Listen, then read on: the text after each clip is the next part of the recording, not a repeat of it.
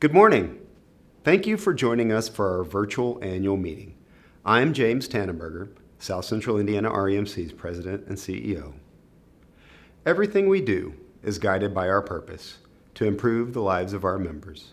Whether it's delivering more reliable service, ensuring safety, or listening to your feedback, we're always working to improve the experience for those who count on us every day. We're excited to tell you more about the progress we've made and what it means for you. Now, let me introduce our Chairman of the Board, Bruce Hamlin. He will officially call the meeting to order. Good morning, and thank you for joining us for the 86th Annual Members Meeting.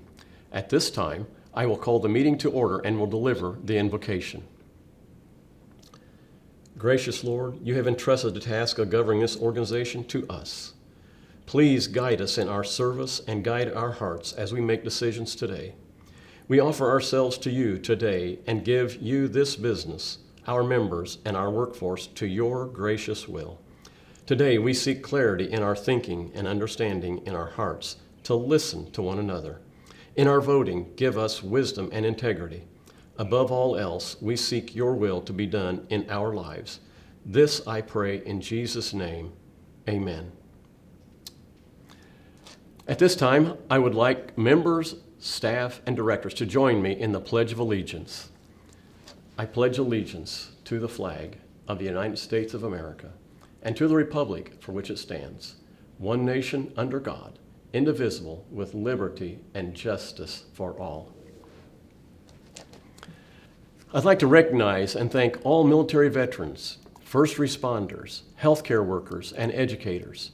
Thank you for your service. I'm going to turn it over to the South Central Indiana REMC attorney, Michael Schultz, to provide the official notice of this meeting and mailing certificate. Good morning. We have 4,711 votes from members, which constitutes the quorum necessary to conduct business. In accordance with the Cooperative's bylaws, the Secretary has certified that an official notice of this annual meeting was deposited and mailed by first-class mail to 30,049 members on August 29, 2025. Thanks, Michael. Members of the cooperative were asked to approve the minutes of the 2024 annual meeting on the online and mail-in ballot. A majority vote to approve the minutes was received and recorded by the September 24th deadline. The minutes stand approved by the membership. At the end of the meeting, we will be listing the winners of the $100 bill credit drawing on the annual meeting page on our website, sciremc.com. All members who voted in this year's director election by the deadline were entered. I want to thank James and his team for their work and accomplishments over the last year. James will now provide a business update. Thank you, Bruce. We all know that electricity and how we use it has changed significantly since SCI REMC was founded in 1939. But one thing has always remained the same. Our members are our top priority. That's why we continually evaluate how we operate to better meet needs and strengthen the services we provide. Over the past 2 years, our service territory has experienced some of the most severe storms in our history. These events have pushed us to take a closer look at our system and explore new ways to improve reliability and safety for our members. Vegetation continues to be a major challenge. On average, more than 90% of vegetation-related outages in our territory occur when trees outside of our maintained rights-of-way fall on our lines during high wind events. We are learning from every storm and using those lessons to both strengthen our infrastructure and our response to provide better reliability while protecting the safety of both our crews and our members. To support these efforts, SCI REMC has adopted new technologies and equipment to enhance storm restoration. For example, we now use drones to assess damage in heavily wooded areas. This helps us locate issues faster and determine how far crews need to go to make repairs. In areas with large debris, our vegetation management team uses grappling trucks. This not only saves time, but also improves safety compared to manual cleanup. We've also heard a thoughtful question from many of our members during these storm events. Why don't we place electric lines underground to protect against weather-related outages? This is a good question, especially given how disruptive outages can be to your homes, businesses, and daily lives. Putting our electric lines underground is a great solution for improving reliability. Over the last 4 years, we have invested more than $32 million in projects to put new electric facilities underground. While it is more expensive to put lines underground, the maintenance savings and reliability improvements help make it a more favorable investment over time.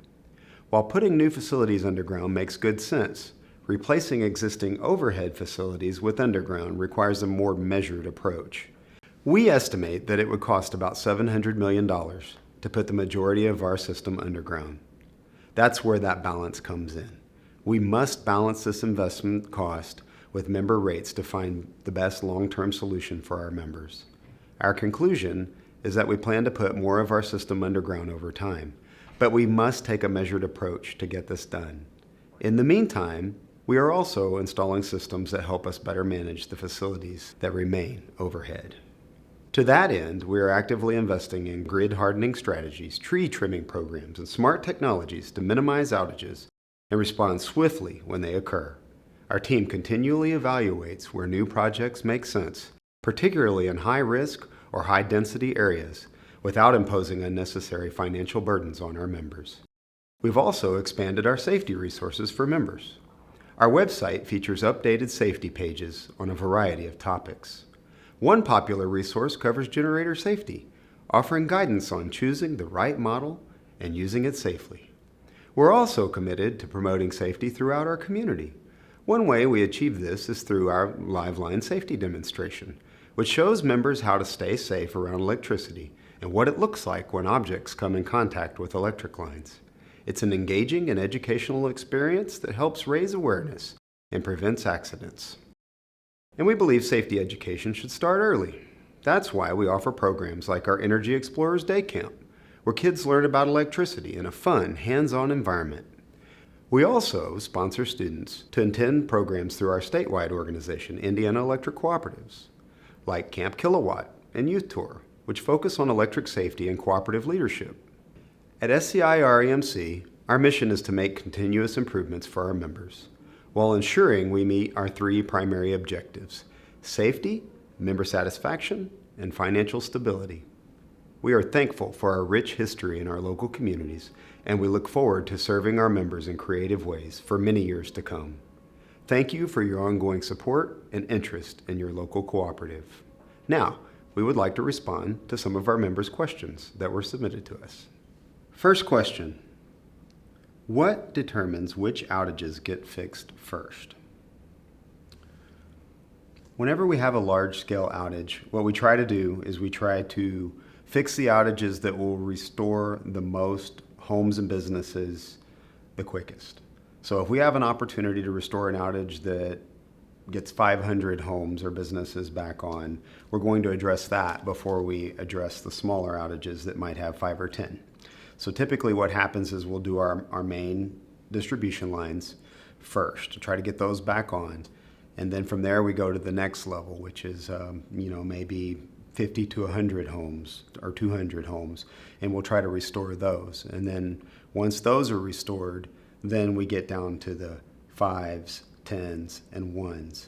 And unfortunately, if we were to immediately go to the 1s, oftentimes there's something upstream that caused that outage that would mean that the lights wouldn't come back on anyway. So we have to go in that order in order to get everything back online in a timely manner. So sometimes we hear the question, well, why did trucks, I saw a truck pull up out here and the next thing I knew it was gone. Why didn't they fix it while they were there? Well, a lot of times what we have is we have people who are called assessors who are out there trying to determine how big the outage is, what's needed to make the repair, and then they come and report that back, and we get our crews together and we determine what is the best way to address the issue. So that is why sometimes you see a vehicle out there, they drive away, and you're wondering, where did they go? Why didn't they fix my problem? It's because they're addressing bigger issues and they're trying to bring that information back to us so we can formulate a plan for resolving your problem and getting your lights back on.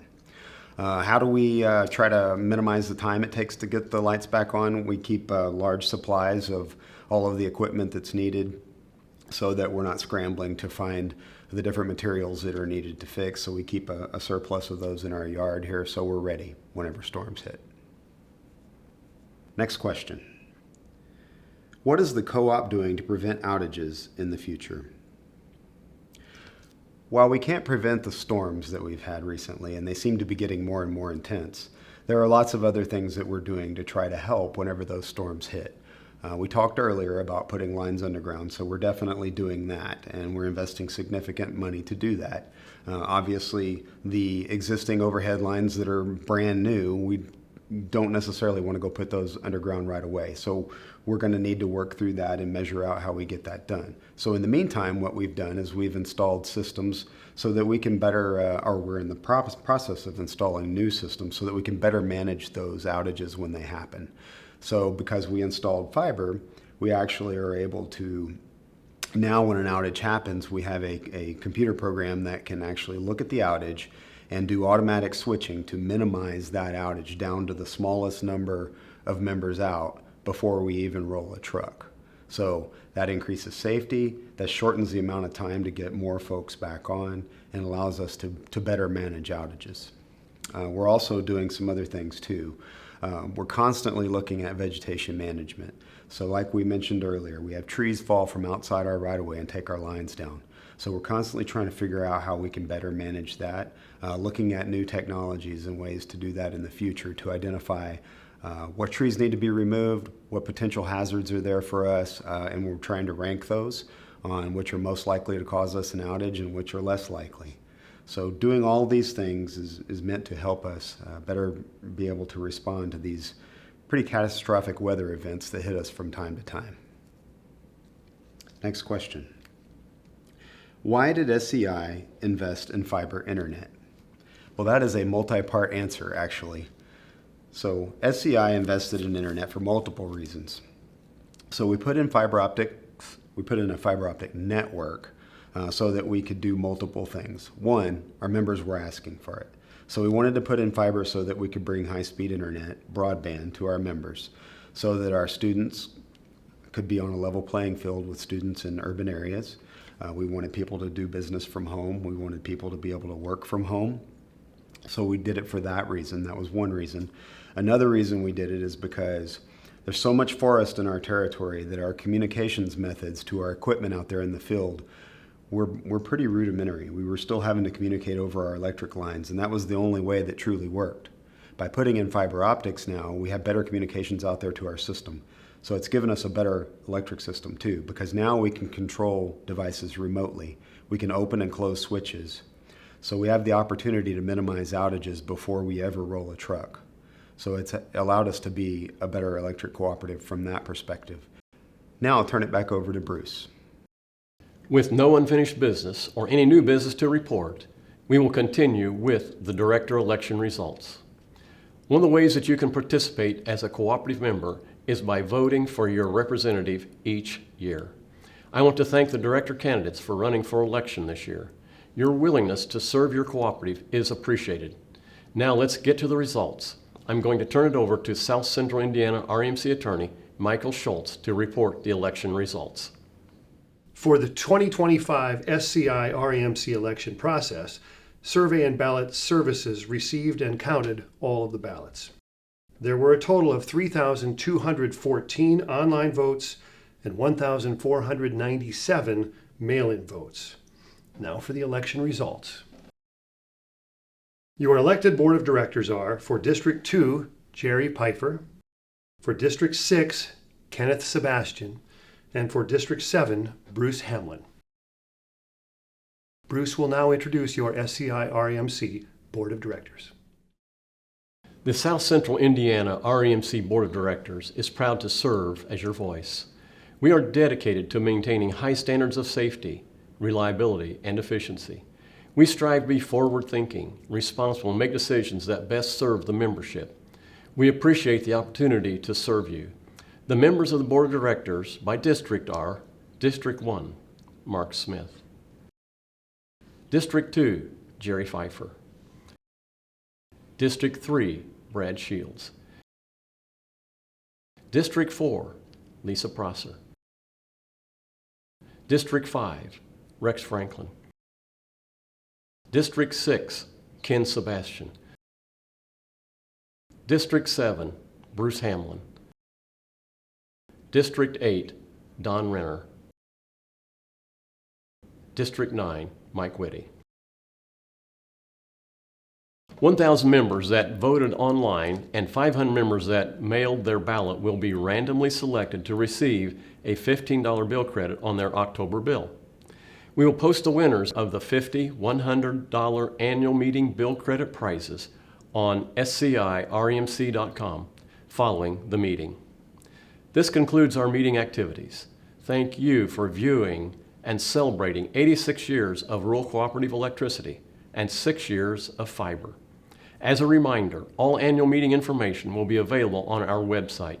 The meeting is adjourned. Have a great day.